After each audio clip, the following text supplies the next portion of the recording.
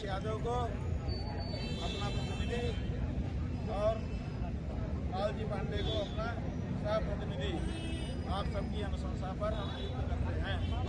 सब लोग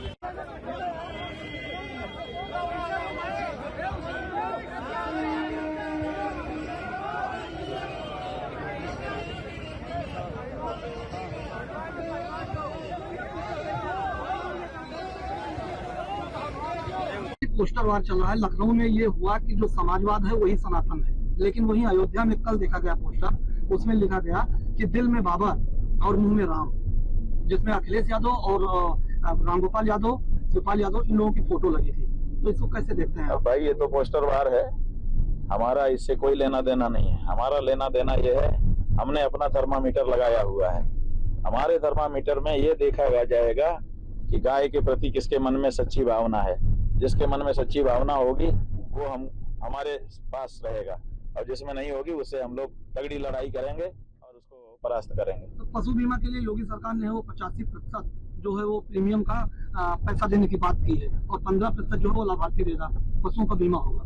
हम कहते हैं कि गाय पशु है, पहले यही तो तय कर दो कि गाय पशु है कि नहीं है। अगर पशु है तो फिर हम तुमको सबक सिखाते हैं। गाय को पशु कहने वाला हमारा दुश्मन है, हम उसको स्वीकार नहीं करते।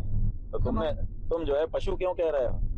तुमने ही तो कहा था खड़े होकर के कि जो मुसलमान गाय को राष्ट्रीय पशु घोषित करने की मांग कर रहे हैं वो पशु बुद्धि हैं। तो फिर तुम पशु बीमा की बात करके तुम गाय को पशु कह रहे हो, तुम पशु बुद्धि हो कि नहीं हो? तो ये पशु बुद्धि यहाँ नहीं चलेगी। यहाँ गाय को शुद्ध हृदय से माता के रूप में सम्मानित करो, तब तो कुछ बचोगे, और नहीं तो जाना है।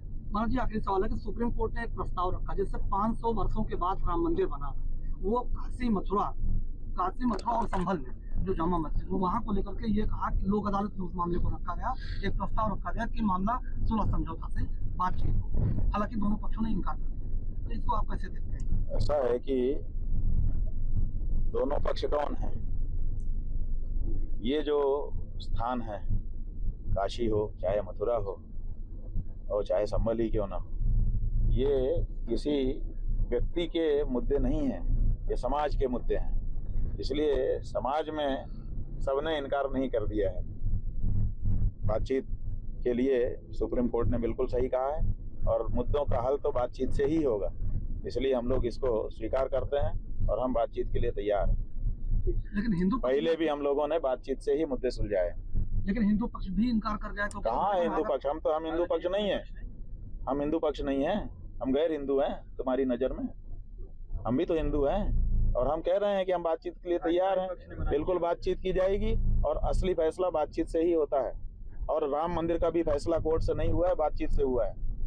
हम बता रहे हैं आपको। समझौते का प्रस्ताव आप स्वीकार कर रहे हैं? समझौता हम लोगों ने किया था राम जन्मभूमि में, वो सुप्रीम कोर्ट में दाखिल किया था, तब ये फैसला हुआ है, ऐसे नहीं हो गया। हमारा समझौता सुन्नी सेंट्रल वक्फ बोर्ड के साथ हुआ था, उस फैसले को हम लोगों ने सुप्रीम कोर्ट में जमा किया। सरकार ने और सुप्रीम कोर्ट ने हमारे साथ नाइंसाफी की। उन्होंने फैसले में, जब हमने समझौता कर ही लिया था तो उसी को आगे बढ़ाना चाहिए था, लेकिन उन्होंने उसको दबा दिया। केवल 3 लाइनों में लिख दिया कि एक समझौता भी दाखिल हुआ है। अरे भाई, एक समझौता दाखिल हुआ कोई छोटी बात है? फिर उस समझौते में क्या लिखा है वो उन्होंने लिखा ही नहीं, और दबा करके आगे बढ़ गए, फैसला कर दिया। लेकिन फैसला करने में हमारा जो समझौता हो गया था वही काम आया, क्योंकि जो 5-0 से वर्डिक्ट आया ना, वो इसीलिए आया क्योंकि सुन्नी सेंट्रल वक्फ बोर्ड ने अपना दावा ही छोड़ दिया था फैसले से पहले हमारे समझौते में। तो बातचीत से बहुत कुछ होता है, बातचीत से ही ये राम जन्मभूमि का मामला हुआ है, और बातचीत से ही बाकी भी मामले होंगे। इसलिए बिल्कुल हम तैयार हैं और हम बातचीत करेंगे।